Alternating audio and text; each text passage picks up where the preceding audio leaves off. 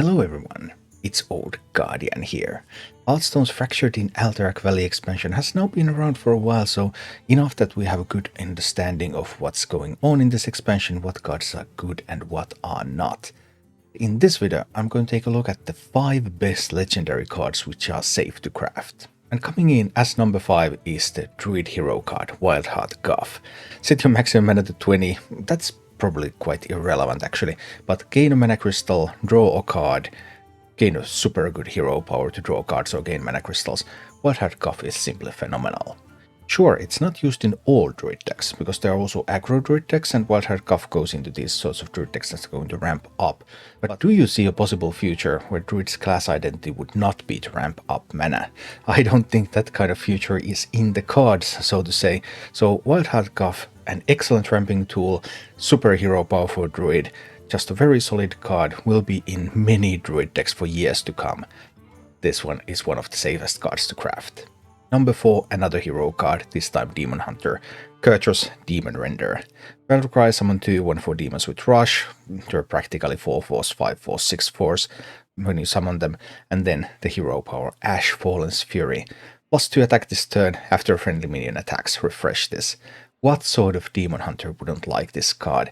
You get those rush minions, they can help you defend, they can help you attack, you get this hero power, you can use this with tokens, you can use this with death rattles, you can use this with anything that you have on the board, and it's just going to smack the opponent in the face. Simply a phenomenal card that is going to fit into the vast majority of Demon Hunter decks, and therefore very safe to craft. Coming in at number 3, another hero card, the Warlock hero card, Dreadlich Tamsin. Battlecry, deal 3 damage to all minions, shuffle 3 rifts into your deck, draw 3 cards. Like, what? Goes into a wide variety of combo decks, goes into handlock decks, it just goes into so many things. The only minor downside that you could consider Dreadlich Tamsin to have is that sometimes it competes with the Warlock quest, and the Warlock quest is bonkers. But in many of cases, you can also put Dreadlich Tamsin and the Warlock quest into the same deck. And even if you couldn't, it's more likely that the Warlock quest is going to be nerfed at some point in the future again than it is that Dreadlich Tamsin would get nerfed, in which case Dreadlich Tamsin would be even better. So Dreadlich Tamsin, great card, strong card, goes into very strong decks right now. Very safe to craft. And as number 2, the Rogue hero card, Shadowcrafter Scabs.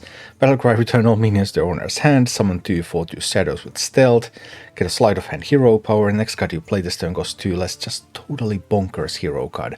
And this card goes into every single rogue deck. There's no reason to ever have a rogue deck where you wouldn't play Shadowcrafter Scabs. It's just that good. So whenever some rogue is playable, whenever somebody wants to play rogue, they want to play with Shadowcrafter Scabs, and that makes it a very safe craft. And as number 1, the best performing hero card at the moment, Lightforged Cariel for Paladin. Battlecry, deal 2 damage to all enemies and equip a 2/5 immovable object which doesn't lose durability, and your hero takes half damage, and Blessing of Queen's hero power to give random minion in hand +4/+4. Lightforged Cariel is totally bonkers. It's being used in the very best decks in this game at the moment.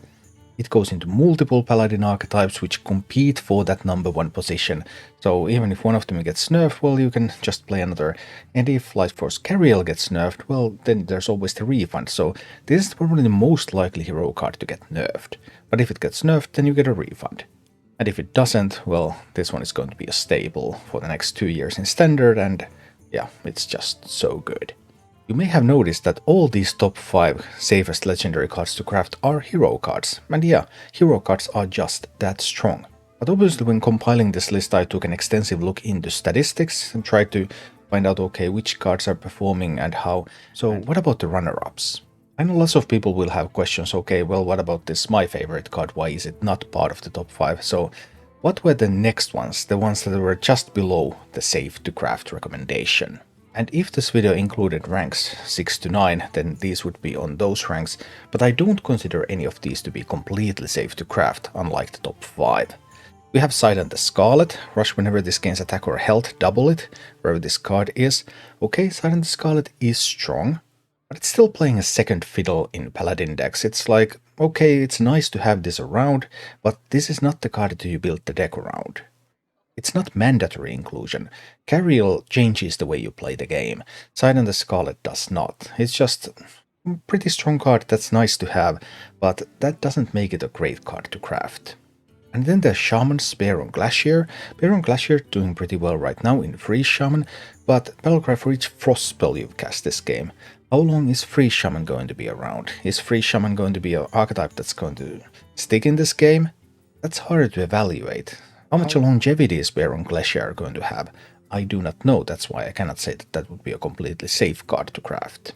And kind of the same applies to Tamsin's Phylactery, also another strong card, of course used in old TK Warlock right now. There's many variations of that. I even put this in Handlock. It's doing really well in Demon Handlock, those demons have pretty good death rattles right now, but how long are those death rattles going to be the mainstream? What if the best Warlock decks are not going to run death rattles? Tamsin's Phylactery, very strong card right now, but again, the future is a little bit uncertain, so I cannot say that it would be completely safe to craft. And then the Shaman Hero card, Brukan of the Elements, battlecry, call upon the power of 2 elements, 8 mana. It's a little bit on the slow side. It's now used as a curve topper in multiple Shaman decks. It can be useful, it can even give you a finisher because it shoots a fireball to the face when you play it. But still, it might be too slow in some metagames. So unlike the other hero cards, maybe Brukan is not always going to see play. So I take the threshold of something being safe to craft very seriously, and while all of these, for example, are strong cards, and you're probably going to be fine if you craft these, then I would only consider those 5 hero cards that I presented in this video as completely safe to craft. Thank you for watching. If you enjoyed the content, please click the like button, subscribe to my channel, and check out my Twitch channel.